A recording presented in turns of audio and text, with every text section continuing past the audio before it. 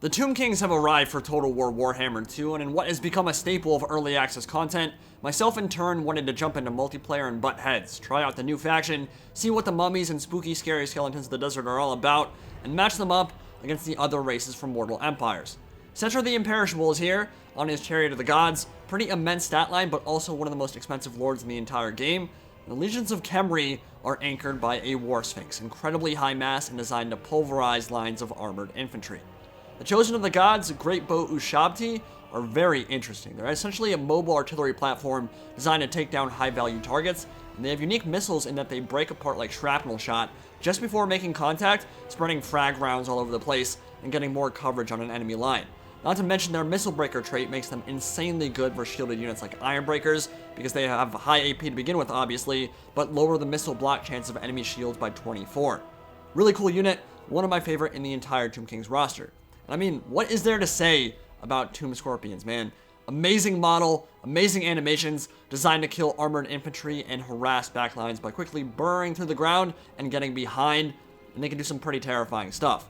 For the front line, a bunch of dual-wielding Nehekaran warriors, probably the unit you'll see most as the Tomb Kings front line. They're cheap, they're not complete trash like skeleton warriors, and they allow you to field the monsters that can put the nail in the coffin of your opponent.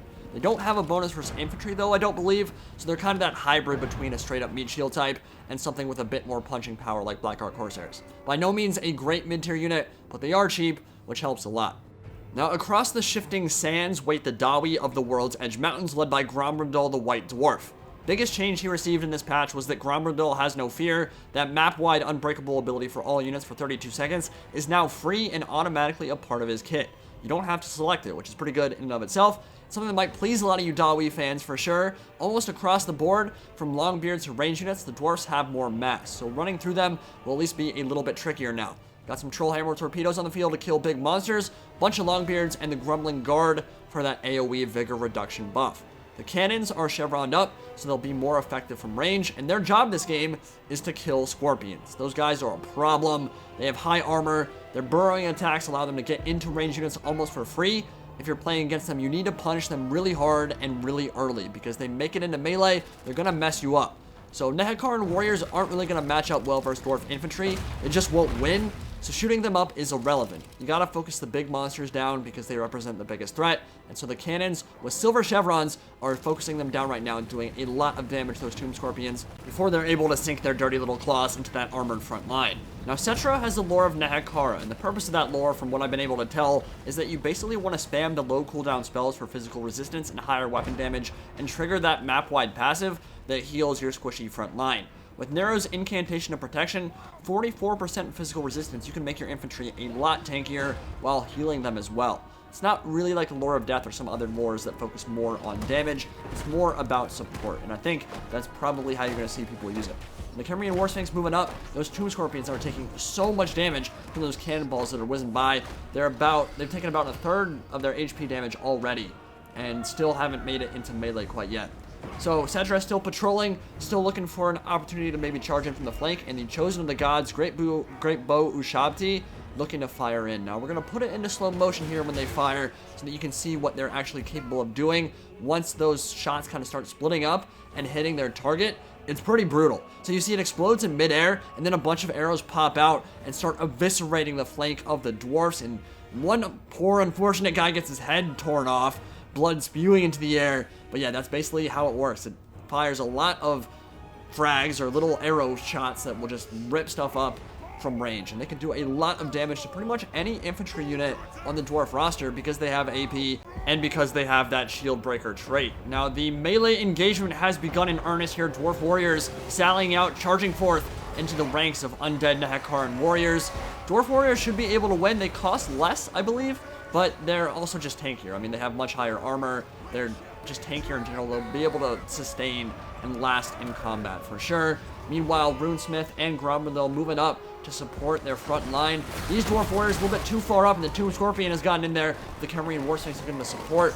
All that stuff causing terror, burrowing through the flank, just showering crimson everywhere in its wake. That is an amazing animation. I love seeing it. And you can see how effective that would be at breaking a line, right? They burrow under the ground, pop out, and then go directly for the range units. Now, you can see, once the Lines of Joy in, Turin actually has the range advantage. He has 4 skeleton archers, or 3. One of them has armor sundering as a regiment of renowned skeleton archer, and so with that minus 32 armor, it's absolutely shredding these troll hammer torpedoes, preventing them from getting good shots in on the monsters, and that means that they're pretty much just going to die right off the bat, which is a pretty big blow to the dwarfs because they really want that to help kill these monsters like the Khemerian War Sphinx, which is pretty much just feasting wherever it wants. It can charge through anything. It has the mass to get through slayers. It has the mass to get through the front line and get into the squishy stuff in the back. Dwarf warriors doing what they're supposed to do, but with Settra charging in from the flank, not looking so good for them, although the Nehekharan warriors definitely taking a lot of damage as well. The Dragonback slayers have been forced to move up in the center. Now, those Ushabti with great bows, the chosen of the gods,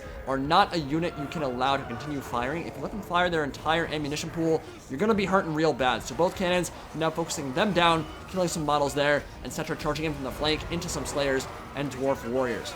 And on top of that Chariot of the Gods, he has some pretty ridiculous stats. But here, the Khemerian War Sphinx moving to the center, Flash Bomb and Rune of Wrath and Ruin going down. Now, that's a little bit redundant there. You don't want to stack those abilities because one is minus 76% speed, one is minus 48% speed, so it's better to layer it and wait for the first one to wear off before you use the second one to slow it down. Because I didn't get the full maximum utility out of both spells there, but regardless, it did slow down the Khemerian War Sphinx a lot. Got a lot of damage done to it as it moved to the center. It was moving at 7 speed, which is really good. I mean, that's what you want. You want to slow it down and be able to surround it with your AP. But the Ushabti from the Realm of Souls have made it into the artillery crew, turned some of them directly on my dwarf cannons, and that was a great location to plop them down because they will shred the artillery crew and prevent them from firing. So very good move from Turin there, and now they're kind of a threat in my backline. A highly mobile, high AP damage unit that I have to worry about. Now they are going to crumble and slowly lose HP over time, but still certainly can do a lot of damage before they fully disappear. Khemerian War Sphinx just stomping around, being annoying, blasting dwarfs in the face with laser eyes and vision and screams of death and destruction. Tomb King, or Tomb Scorpion rather, slamming that tail down and absolutely pancaking a few of those unfortunate dwarf warriors, and even doing a little bit of Granby rolling as well. Pretty awesome. And the battle lines have completely shifted. You can see in the background there some of the dwarf warriors and the Dragonback slayers chasing off those archers, making sure they cannot come back and fire in. Don't really want to turn your back to them because then they'll just start firing again and do a lot of damage with the unshielded side getting hit in the rear. It's not really something you want, so dwarf warriors will chase them down. Ushabti are carving through the Longbeards, but certainly on the back foot there as their health kind of wanes, as they were summoned by the Realm of Souls ability, and they are going to lose that health degen over time. Grumbling Guard come in to reinforce. Ushabti look to be on their last legs, about to go down, and the Khemerian War Sphinx and Tomb Scorpions are just charging around, doing whatever they can to shut down the dwarf range units and kill stuff in melee. The Khemerian War Sphinx, a boundless little puppy, charging through, blasting everything apart. And it's amazing, but are they going to have enough power to get through what the dwarfs have left? Those Tomb Scorpions took so much damage on the way in, and that's why I think the cannons are going to be a really good choice against the Tomb Kings, because you really want to make sure those constructs don't have great health pools by the time they make it into melee. And if you can do that, you have a much better chance of winning. If you let a Khemerian War Sphinx or let a Tomb Scorpion get in a full HP, you're going to have a much worse time. But Settra is still hanging around, still buffing up his troops and his constructs, still teaching people that he does not serve, he rules, and that Chariot of the Gods will run roughshod over what's left of the dwarf line, which, to be fair, isn't a whole lot. The Runesmith is still alive, Grombrindal is still alive, hunting down that Tomb Scorpion and getting smacked around by a Khemerian War Sphinx in an incredibly satisfying manner. Got sent flying about 40 feet. Doesn't have any more flash bombs, unfortunately. I think that's a one-use ability, so we won't be able to slow down that Khemerian War Sphinx anymore, but it definitely has taken a lot of its health and damage as well. Looking at the Runesmith getting smacked around by Tomb Scorpion, and Turin has done a very good thing here, isolated the Runesmith and surrounded it with Settra, with the Scorpion, and with the Khemerian War Sphinx. If we can take the Runesmith down, that's a huge blow to the dwarfs and a big win for the Tomb Kings, because the longer you let that thing last, the longer it's going to be able to support the other troops, give them armor, give them damage resistance, and it will also prevent it from dishing out more damage. Obviously, the more you cast that Rune of Wrath and Ruin, it's going to hurt pretty bad. To be fair, at this point, There's not a whole lot left in terms of the Tomb King's infantry line, which is what you really want to use with Wrath and Ruin against that. And cavalry doesn't work so well against single entities, but the Tomb Scorpion making its presence felt as it burrows through and burrows all the way back, trying to finish off these Thunders that only have a few models left, doing so, but crumbling. Very little HP left at this point. Probably about to crumble and go down. Thunderers do route to the terror there. Oh, those claws are vicious, man. Bisecting two Dwarf Warriors there. Tomb Scorpion goes down to crumble. So that's off the field. Khemri and War Sphinx wavering, stabilizes, not crumbling just yet. And you can see these hilarious Dwarf Warriors running off into the distance, running a marathon after those skeleton archers. I think that was worth it. I mean, there weren't very many left in that unit. Making sure the archer couldn't fire into my troops, pretty useful, and certainly something that I wanted to make sure happened. So those archers no longer able to fire into my line, and the Dragonback Slayers coming in to reinforce, and Dwarfs definitely look to be in the ascendancy here. Even though the Khemri and War Sphinx and the Tomb Scorpion and Settra are still around, they're all very low health, but the Wrath of Patra carving a swath of destruction through a bunch of Slayers and some of the Grumbling Guard. That was pretty nice. Do the Tomb Kings have what's left? Do they have enough to take this battle? I don't think so. I don't think so. There's a decent amount of dwarfs left, and ultimately, I think that terrain played a pretty big role in this battle, as the balance bar shifts pretty heavily in the dwarfs' favor. More crumbling. I think that, yeah, Khemri War Sphinx goes down finally.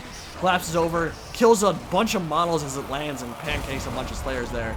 But terrain played a big factor here. So there's really nowhere for the monsters to hide or use terrain to obstruct the cannon fire coming in. So by the time they made it in, they were about half HP or so, maybe a little bit higher than that, but not a whole lot more. Settra goes down here, maybe not so imperishable after all.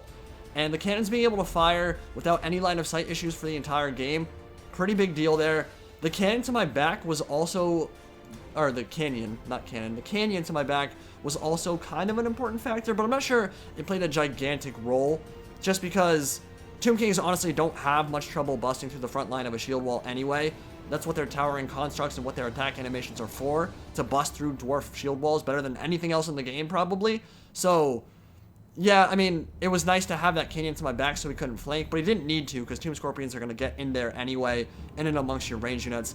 Kind of hard to keep your Thunders and your Trollhammer torpedoes alive with all those big guys on the field.